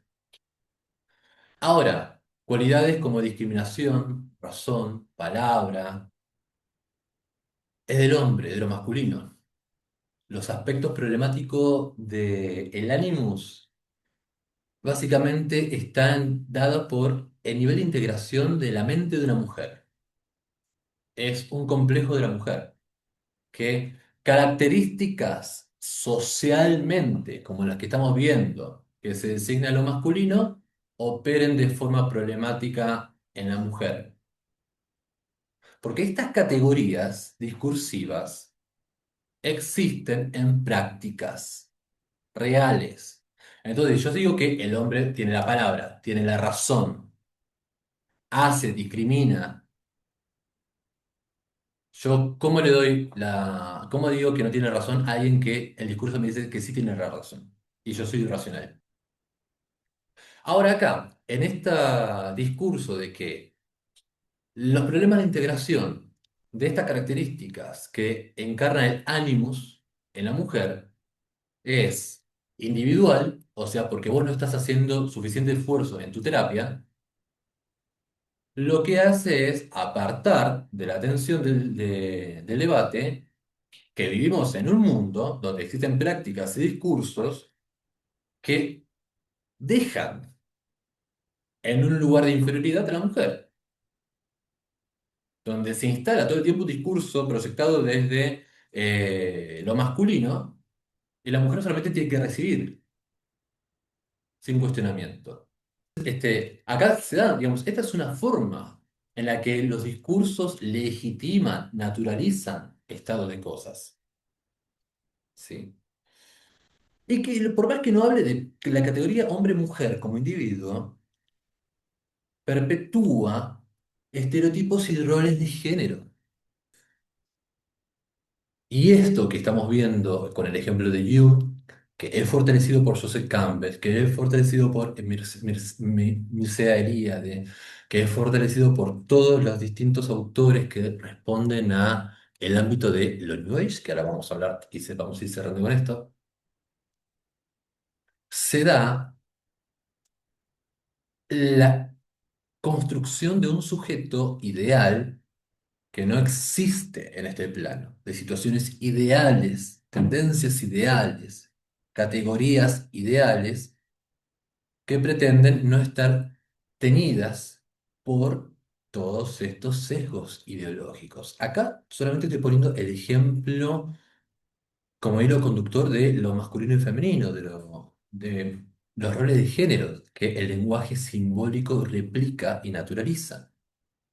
Pero así todo, si lo pensamos en términos de clase, por ejemplo, en términos de corporalidad, en términos de formas afectivas, en términos de raza, se dan una y mil veces todo el tiempo, constantemente. Y si algo lo veo todo el tiempo, lo dejo de ver, se vuelve invisible, es normal.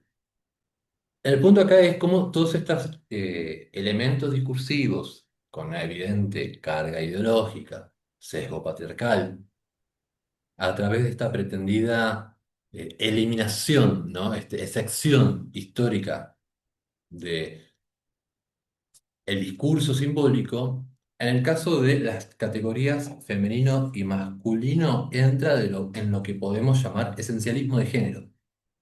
Esencialmente, por tener pito o por tener concha, tenés estas cualidades.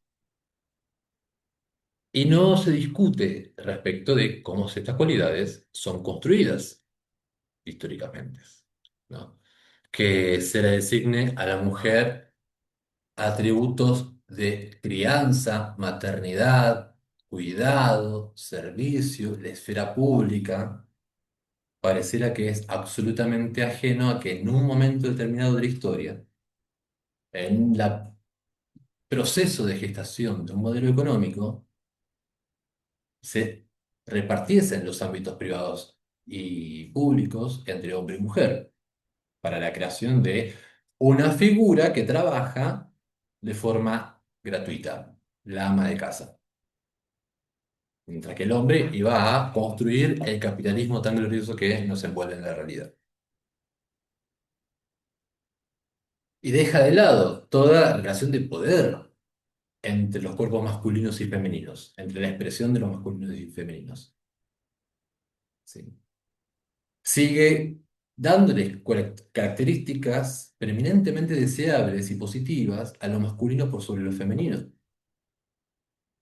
De hecho, pensemos que en términos de lenguaje de polaridad, o cuando debemos expresar como los distintos polos, en términos simbólicos, un sinónimo de masculino es polo positivo.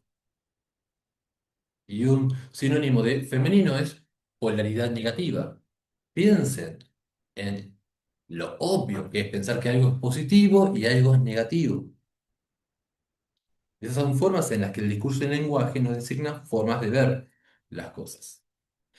Y esto, como el caso de Jung, Campbell, Eliade y todos, básicamente, los escritores que podemos encontrar de cualquier rama del lenguaje simbólico, no hacen más que darle una justificación metafísica a una relación desigual de poder, de privilegios, como ese patriarcado. Termina justificando, termina legitimando, validando y normativizando esa desigualdad. Acá les traje dos cartas oraculares. El que tienen a la derecha es la Sibila de los Salones, una Sibila francesa de 1800, finales de 1700, 1800, y en la derecha, la chiquita, es el Petit Éteile, finales de 1700. En ambas, la reina de picas, que sería el equivalente francés de la reina de espadas, aparece representada como viuda. El estereotipo construido es que la reina de espadas, la reina de picas, es una viuda, es una mujer que siente dolor, pena, angustia, o en su defecto es una mujer mala, bicha, como ella sola. Resentida. Perra, bien perra, la chica esta.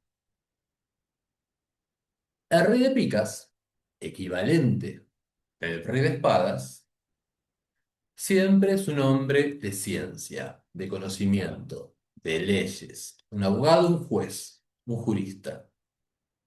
Fíjense cómo el discurso de Jodorowsky, de una forma mucho más complicada y disfrazada, nos cuenta la misma historia que se estaba contando hace más de 200 años. ¿Sí?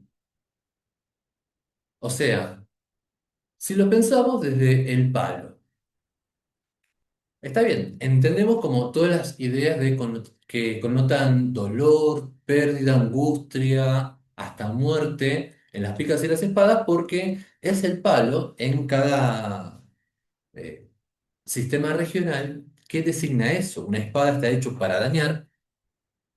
Las picas básicamente son como dagas, cuchillos o palas para enterrar a los muertos.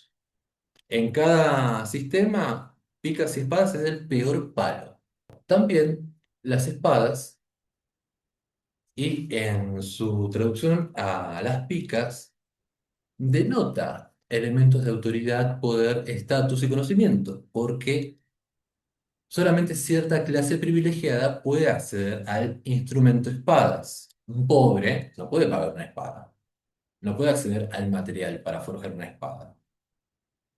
Es un instrumento muy clasista, la espada, lo ha sido. Entonces, desde ese lugar podemos entender por qué quizás también existe esta otra interpretación de picas o espadas como conocimiento, leyes y todas esas cosas que la vemos retratada en la figura del rey. Ahora la pregunta es, ¿por qué la reina exterioriza un sesgo y el rey otro? ¿Por qué es el rey el que puede ser jurista, hombre de conocimiento, persona de conocimiento, abogado, y la mujer solamente llora, sufre, es mala? Desde la estandarización de ciertos espacios de educación, desde el renacimiento de Carlomagno, el renacimiento merovingio, hasta no hace tanto, pensemos,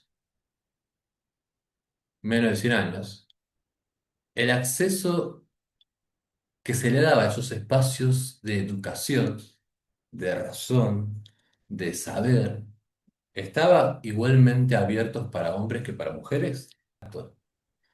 Entonces, si solamente se le da espacio de educación al hombre y se le elimina la posibilidad de educarse a la mujer, es obvio que solamente los hombres pueden ser educados, conocedores de leyes, juristas, abogados y todo esto, toda esta bola. Irracionales y pensar y discriminar.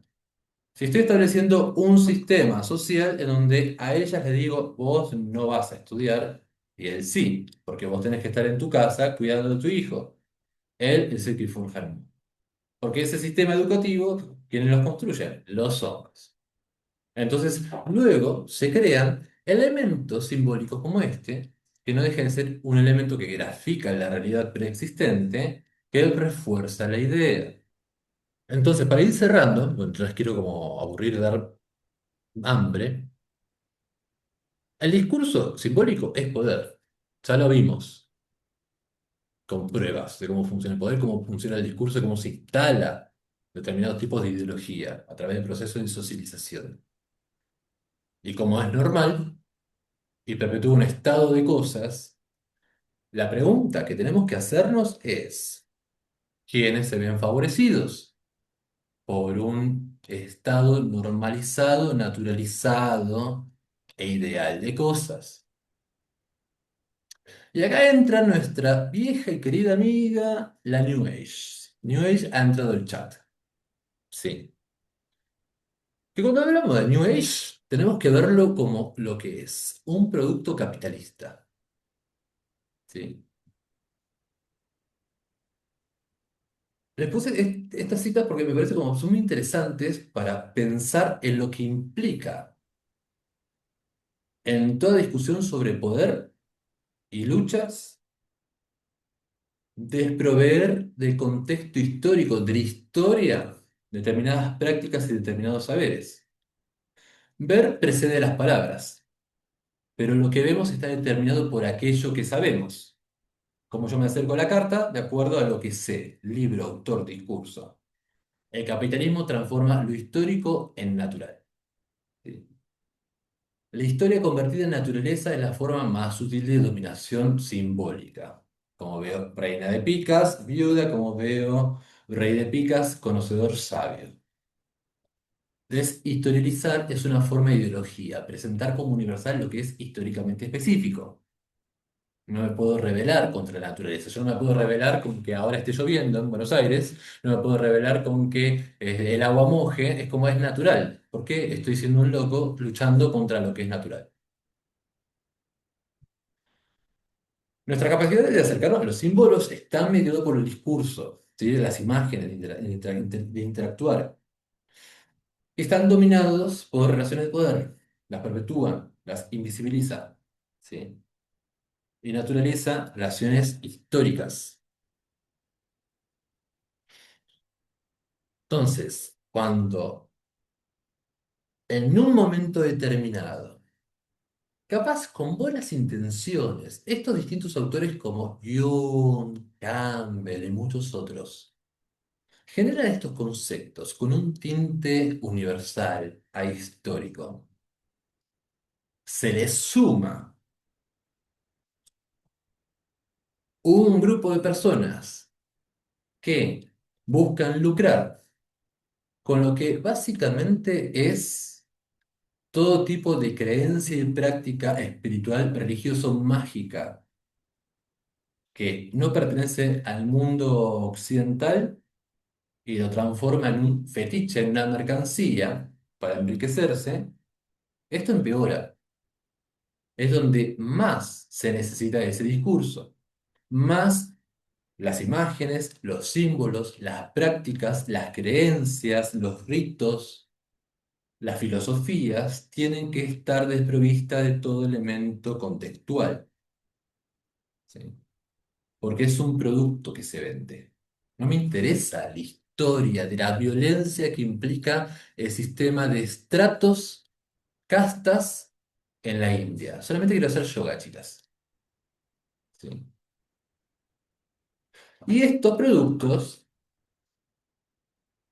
están diseñados para venderles a una clase determinada, que es la clase de personas blancas de estrato medio alto, que básicamente tienen las necesidades materiales tan resueltas en algún punto que no saben qué hacer de su vida. Que a ver, no relativizo estas búsquedas de sentido. Está muy bien la búsqueda de sentido, porque eso es lo que exterioriza básicamente. El hallar que en algún punto el ya tener todo resuelto materialmente no te da felicidad. Está bien.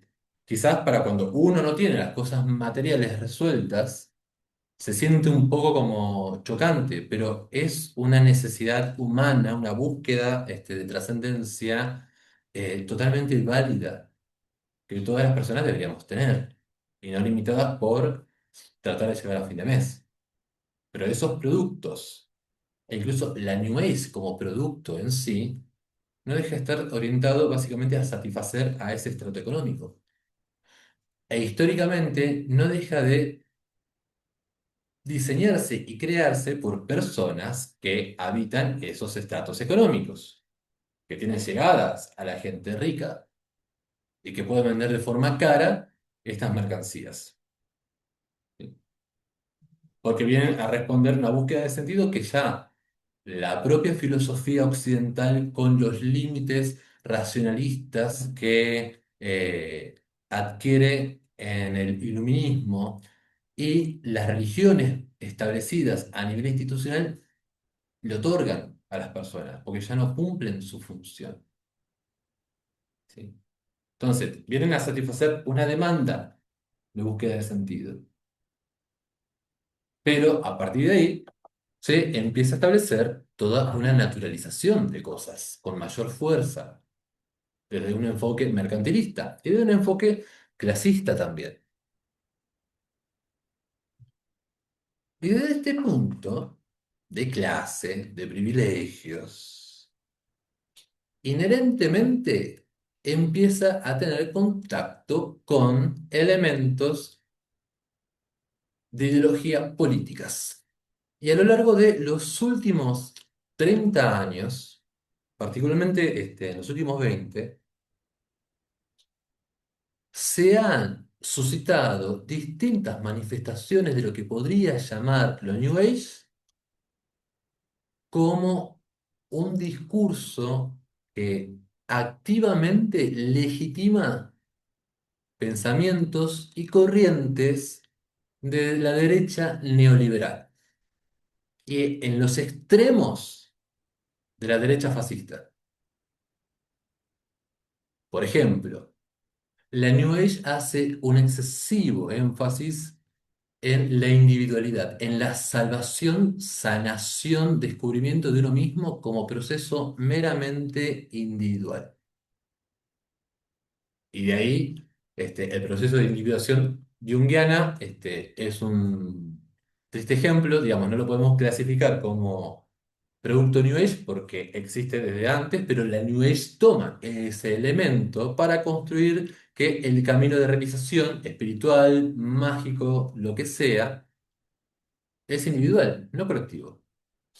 Porque si vos atraes cosas, es por tu vibración, es por tu aprendizaje, es por lo que tenés que sanar, por la deuda kármica que vos, individuo, tenés que satisfacer. Entonces, esta orientación al individuo como sujeto espiritual legitima todo tipo de problemáticas y desequilibrio social que existe a nivel político, económico, en distintos ámbitos. Es decir, el problema no es que los gobernantes o los empresarios hacen cosas que hacen que la situación del lugar que yo habito esté así. El problema es mío, por mis aprendizajes, por lo que yo estoy vibrando. Y esta excesiva individuación conforma un aspecto meritocrático, donde si vos no estás teniendo abundancia, si vos no estás sanando, si vos no estás eh, vibrando alto, es porque no estás haciendo lo suficiente o lo estás haciendo mal. Y fíjense cómo esta individuación y esta meritocracia es parte del relato capitalista y neoliberal, que se conjuga en la realidad en términos de precariedad laboral y este sistema de trabajo implementado a través de aplicaciones donde vos sos tu jefe.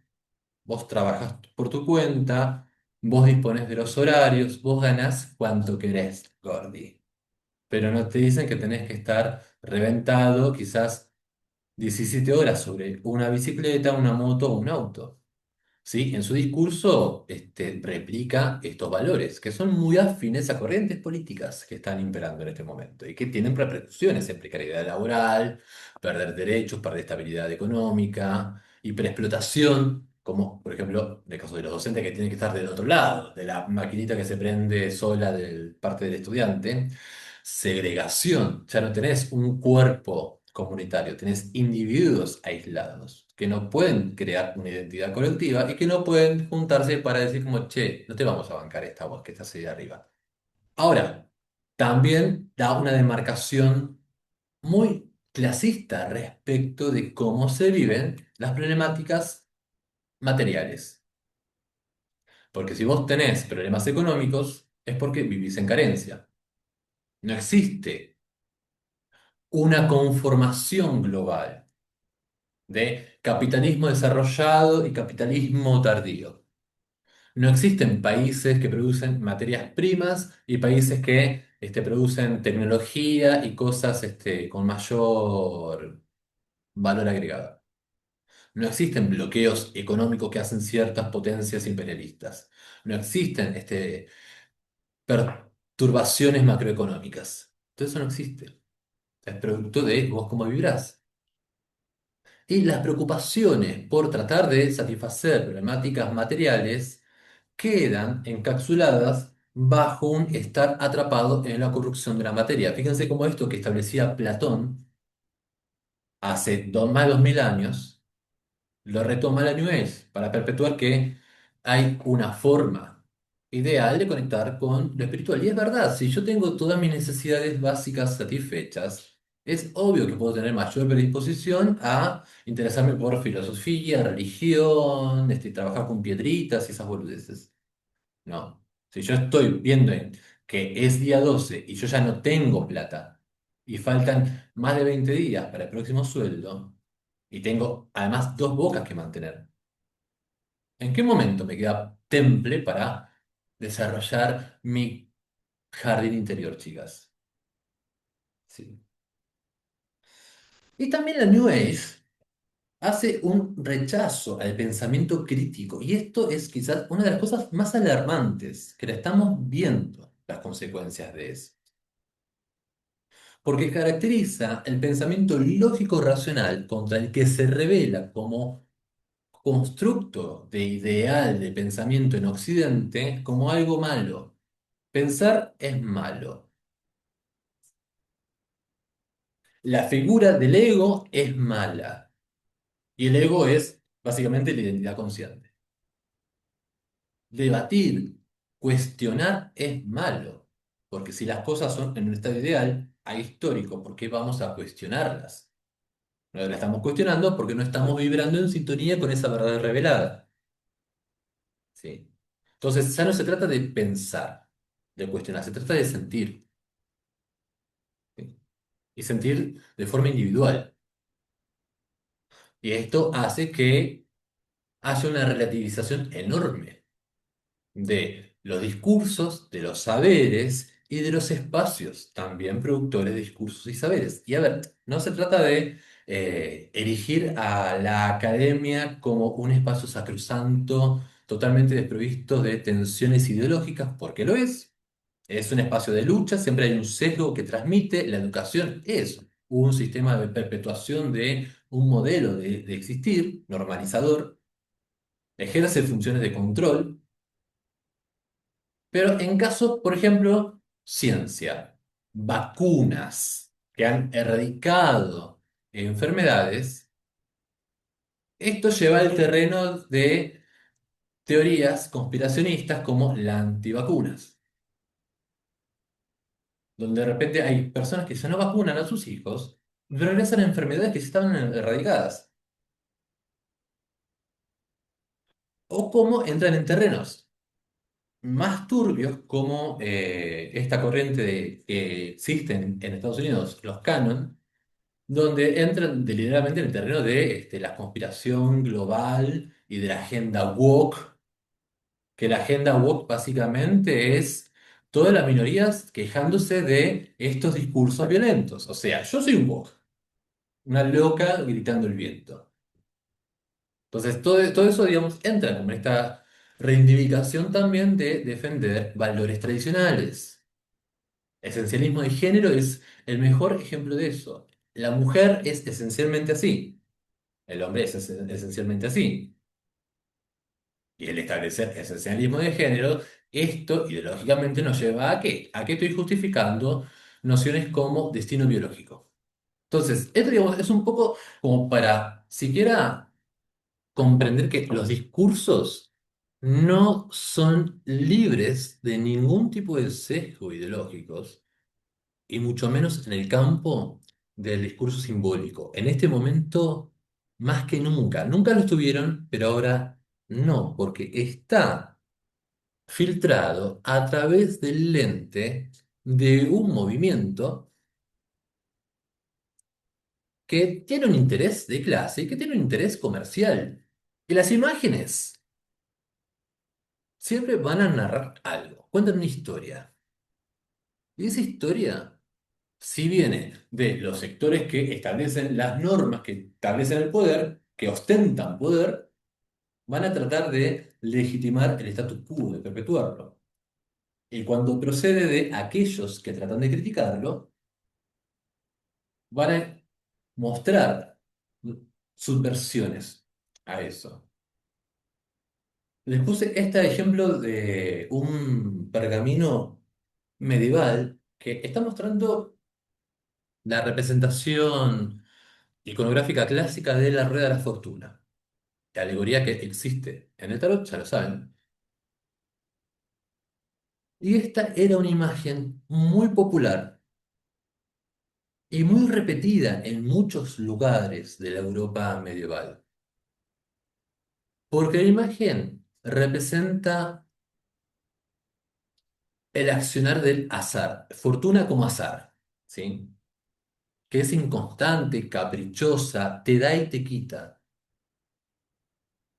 Y la manera en la que siempre se retrata la alegoría de la fortuna a través de la imaginería de la rueda es la pérdida del poder del gobernante, que está sentado en la cima, y que al girar la rueda pierde y cae en desgracia.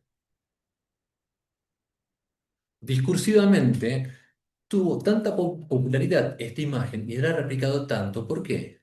Porque era un graffiti de expresión del disconfort frente a la clase gobernante. El deseo de derrocar a un tirano o a una persona que vive en un mundo de fantasía y no tiene ningún contacto con las luchas y sufrimientos de una persona del día a día. Entonces, la imagen porta la capacidad de subvertir el status quo, de contar otras historias, pero tenemos que ser conscientes, críticos de las historias que cuentan. Todas las imágenes portan una visión del mundo. Los textos que nos dicen qué es cada imagen también cuentan una visión del mundo. Y nosotros, como sujetos, intérpretes, tenemos un rol activo al momento de interpretar, pero también venimos con una visión del mundo. Fíjense cómo entran estos tres componentes en una relación de estudio: texto o discurso de un referente, el objeto visual y nosotros frente a ello. Entonces, se van a dar muchas veces, de hecho casi todo el tiempo, esta relación de validar normas, ideas, creencias naturalizadas, pero que capaz en otros ámbitos, si lo pensamos 2 segundos, no estamos tan de acuerdo con ellas. Pero como en el discurso nuestro aparecen.